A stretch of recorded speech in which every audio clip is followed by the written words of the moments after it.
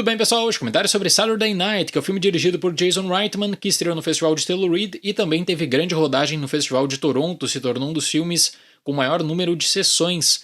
Só na estreia tinham 1.700 pessoas no cinema principal do festival e a repercussão foi realmente muito boa, afinal de contas, Saturday Night é um programa extremamente popular nos Estados Unidos e no Canadá. A ideia aparentemente é simples, é de prestar um grande tributo ao programa, trazendo o caos do dia da estreia, 90 minutos antes do programa estrear no dia 11 de outubro de 1975.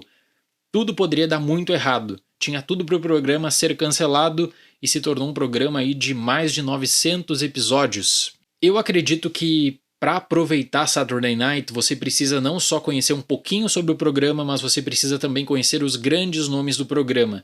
O filme ele vai fixar um relógio na tela, o tempo vai estar passando e sempre tem alguma coisa acontecendo. Você sempre vai desviar o olhar para uma situação, para alguma desgraça nos bastidores ou para as pessoas que vão rondando aquele set.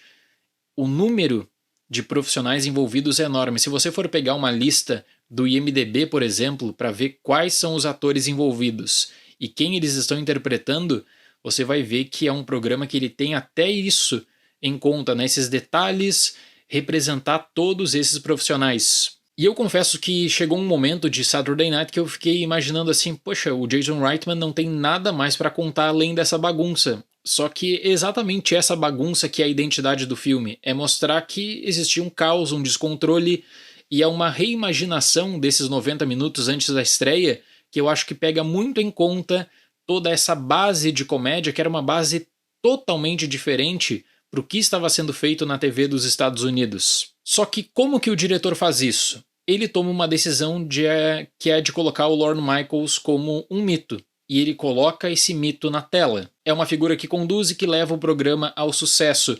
No ano passado tivemos toda aquela relação do Oppenheimer com o Prometeu. Nesse ano, em um contexto totalmente diferente para a comédia, aí sim, mais uma vez, uma relação com o Prometeu, que foi algo que eu fiquei bem interessado no começo, porque é uma perspectiva de análise diferente, mas muito simbólica. O Prometeu, na mitologia grega, desafiou os deuses e deu fogo aos humanos.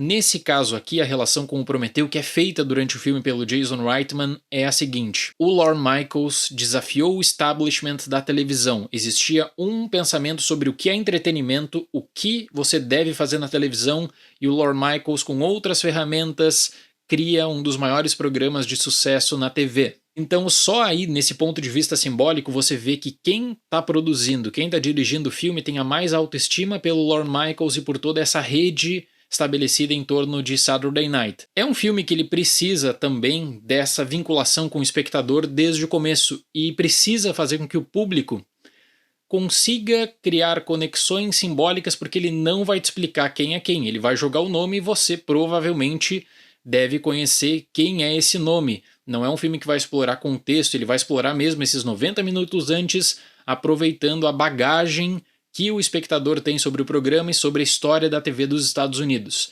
Vou dar um exemplo apenas dentre tantos outros possíveis. O nome do Johnny Carson. Para quem não sabe, o Carson é considerado um dos maiores apresentadores da história da TV dos Estados Unidos, tinha um programa que era o mais popular na época e as reprises aconteciam no sábado. Só que ele queria tirar a reprise do sábado e passar para um dia da semana para ele conseguir ter um tempo de descanso maior.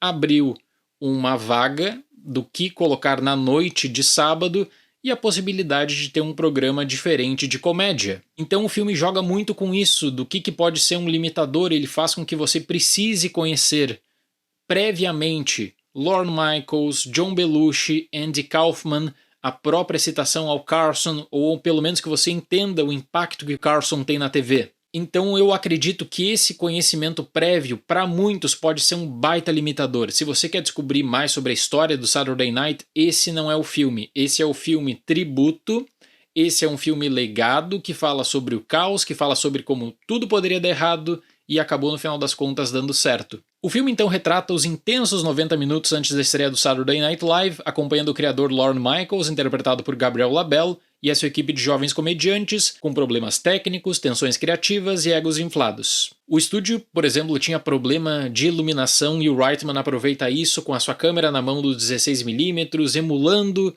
justamente a estética dos anos 70, com uma maquiagem muito boa também, figurinos impecáveis. Só que também existiam problemas no som, tinha profissional que não tinha o contrato assinado, o programa tinha 3 horas de conteúdo para colocar 90 minutos na TV e eles descobrem isso de uma hora para outra. E se você pegar na lista, por exemplo, do IMDb, o número de profissionais envolvidos nesse filme e quem eles estão representando, é impressionante a atenção aos detalhes, gente. É impressionante como é um filme que ele cultiva também toda essa base de reflexão em torno de tributos a gênios, a ídolos da comédia na TV. E aqui eu queria dar 2 destaques fora do elenco principal do programa. O J.K. Simmons interpreta o Milton Berle, que era um profissional que tinha uma formação muito clássica da TV e que via um conflito intenso sobre a proposta do Saturday Night Live. O J.K. Simmons é um destaque porque ele representa essa disputa do tradicional, do que era entretenimento na era de ouro, da primeira grande era de ouro da TV,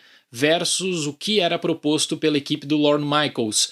Depois eu fui descobrir que o Milton Berle ele apresentou um episódio do Saturday Night Live em 1979 que o Michaels considerava o pior de todos os tempos justamente por isso, de tentar colocar o que dava certo na TV em 1950 no fim da década de 70.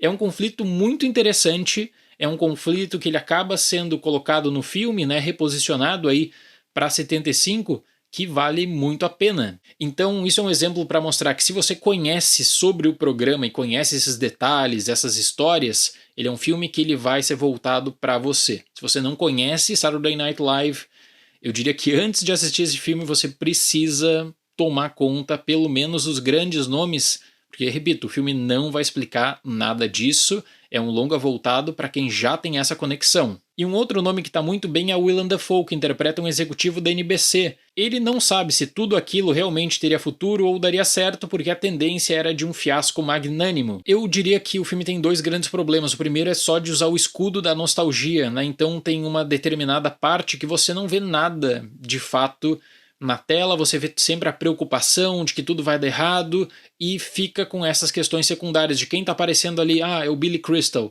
o Andy Kaufman vai falar alguma coisa.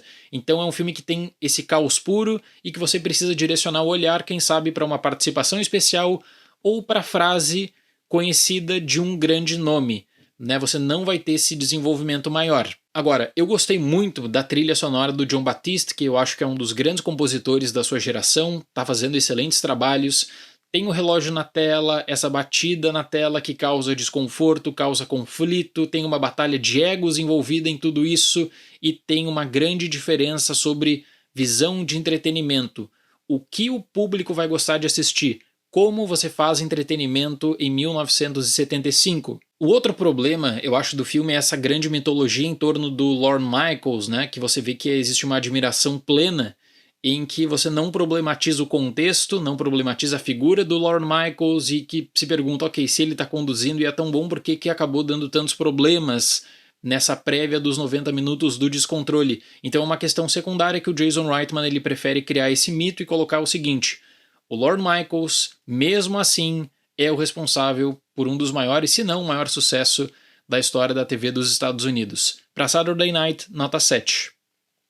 Chegando perto dos 30 minutos finais, eu confesso que eu me diverti bem mais, porque aí sim, esse caos ele vai gerar alguma coisa, o programa vai ou não vai entrar no ar, você sabe, né? Que é um programa de sucesso, mas tem a tomada de decisão, tem executivo desconfiado, e é uma história que ela reinventada consegue justamente mostrar os problemas no estúdio, problema de som, problema de roteiro. Eu recebi da Sony que esse filme vai ter um grande circuito nos Estados Unidos e no Canadá, a partir do final de setembro, entrando no mês de outubro, e que aí a estratégia deles vai depender de cada país. Se o país tem uma tradição de receber o programa, eles vão colocar nos cinemas com um circuito maior, se não vão fazer lançamentos limitados entre o final de 2024 e começo de 2025. Certo, pessoal? Muito obrigado pela atenção, até o próximo vídeo e tchau!